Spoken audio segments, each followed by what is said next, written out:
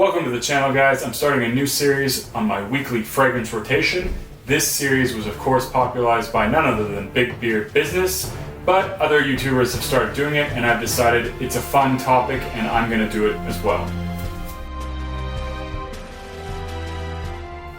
Now before we get into the rotation, guys, if you like the content, don't forget to like and subscribe. It really helps me build my channel so I can keep doing fragrance reviews, cologne comparisons, and first impressions.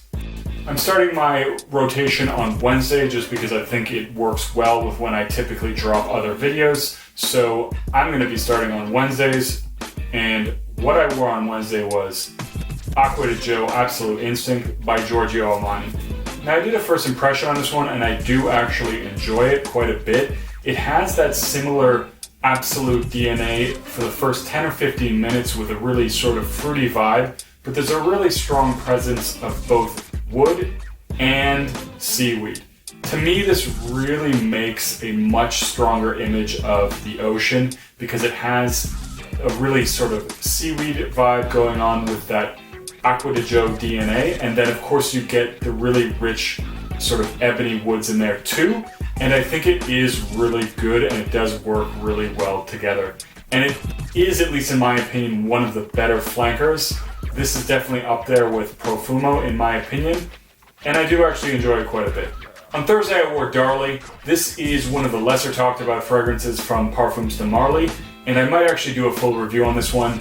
But in short, it's a minty sweet lavender fragrance that has a bunch of sandalwood in the dry down. This one does kind of remind me of the Chronic, although this one came before the Chronic. At least in the opening, there's that same sort of minty, bubblegum sweet kind of vibe going on. And it is a nice, playful fragrance in that respect. I do enjoy it, and I think maybe if it could be gotten for a good price that I would consider getting it. But it's definitely not my favorite in the line, and there are certainly other fragrances from the house I would probably buy first. But all in all, it is a good, easy-to-wear fragrance. On Friday, I wore none other than Emperor EDP by Parfums Vintage. I did a cologne comparison on this one. Now, comparing this, of course, to the 2018 batches of Aventus, I like this a lot more. This one is supposed to resemble a 2016 batch of Aventus, and it has a really great birch note that's balanced out with this sort of fruity accord as well. And it is really, really well done, and I actually really enjoy it quite a bit. You know, it's the kind of fragrance that really just makes me feel very professional, very in charge, and I actually love wearing it. So I think this is one that I'm probably going to pick up a bottle of. It's probably one of their best offerings, but there is a lot more from Parfums Vintage that I have to get my nose on to really be able to say that. Saturday I wore Hawaii Volcano Intense. This is an Alexandria fragrance original, and it is the intense version of Hawaii Volcano, which is a clone of Virgin Island water. Now I really do enjoy this one, and I'm definitely doing a full review on this one very soon. I will just say now that it is one I actually didn't like that much when I first got it because it does have that coconut sunscreen vibe going on a little bit, but there's this really amazing lime note that I love, and I will talk about that more in the review. Sunday I wore Acqua Essenziale White by Salvatore Ferragamo. Now this is a Japanese exclusive, so obviously I would not recommend it for that reason. It's really basically you can only get it in Japan. This is a fragrance I actually got as a gift from a friend, and for me, at least in my collection, this is something that I think replaces something like Nautica Voyage. It's definitely very nice and mass appealing, easy to wear. You know, I wore it when I went to play kickball. It's really nice, light, fresh, and it is just something easy to wear, t-shirt, hot weather kind of a thing. And it definitely is an enjoyable fragrance, mass appealing.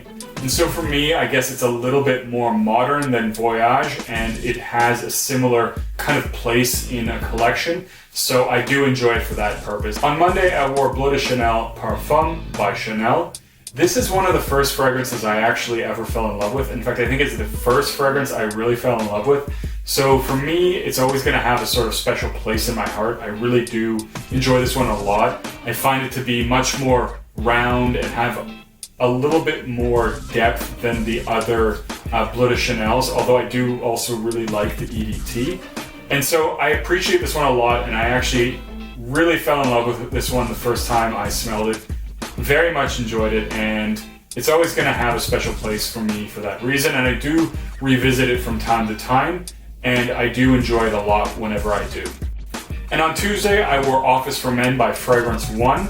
Now, I do have a full review of this one coming up very soon, so again, I'm not going to say too much about this one, but what I will say is it does have a very familiar, mass-appealing scent profile, and depending on what you're looking for, you may or may not be disappointed with this fragrance. But I will talk about that more in the review coming up shortly. So guys, what was your fragrance rotation this week? Let me know in the comments down below. So that's it for this one, guys. Don't forget to like and subscribe, and as always, I'll see you in the next video.